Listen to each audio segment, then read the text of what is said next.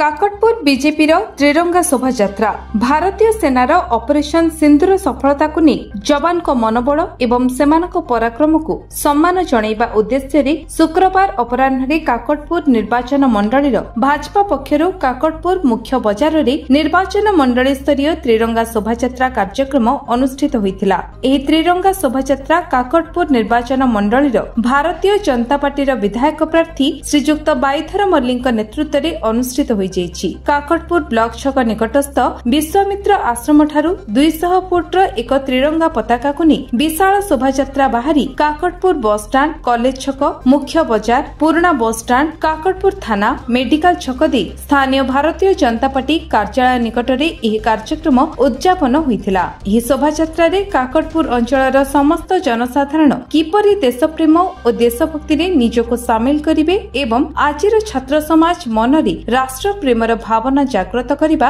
एही त्रिरंगा शोभायात्रार मुख्य लक्ष्य थिला। भारत माता की जय ध्वनि रे प्रकंपित होइथिला काकटपुर माटी। एही शोभायात्रा रे राज्य महिला मोर्चा संपादिका राजलक्ष्मी दास, बीजेपी जिला उपसभापति रतिकांत बेहेरा, प्रज्ञा परमिता नायक, मंगला सामंतराय, ललित कुमार रथ, रश्मि रंजन विश्वाल एवं 8 जन मंडल सभापति कालंदी दीक्षित, राकेश विश्वाल, दीपक साहू, गोपीनाथ स्वाई, दिलीप प्रधान, इंद्रमणि जेना, नरेश पति, रक्तपाल नायक समेत काकटपुर ब्लॉक रो बहु भाजपा कर्मकर्ता बहु बुद्धिजीवी योगदान करथिले।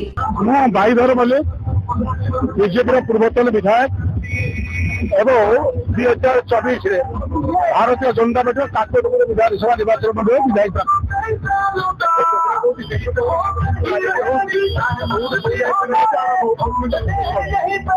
आमर निष्पत्ति चला जदि भारतीय जनता पार्टी इनिशिएशन रोचे दलमत निर्विशेष केवल तिरंगी पताका नहीं कौन दल कौन पताका व्यवहार कर पहलगाम हमला जो भाव भारतीय आमर जो यात्री आते पर्यटक आते से सिंदूर को जमी निभई जाती आतंकवादी पाकिस्तान आतंकवादी मान तार प्रतिशोध नापी भारत सरकार की तरफ माननीय प्रधानमंत्री नेतृत्व में भारतीय सैन्य बाहिनी जो ऑपरेशन सिंदूर ऑपरेशन कले सफल हेले से सैन्य बाहिनी मान उत्साहित करने जो मैंने शहीद होती श्रद्धांजलि देवाई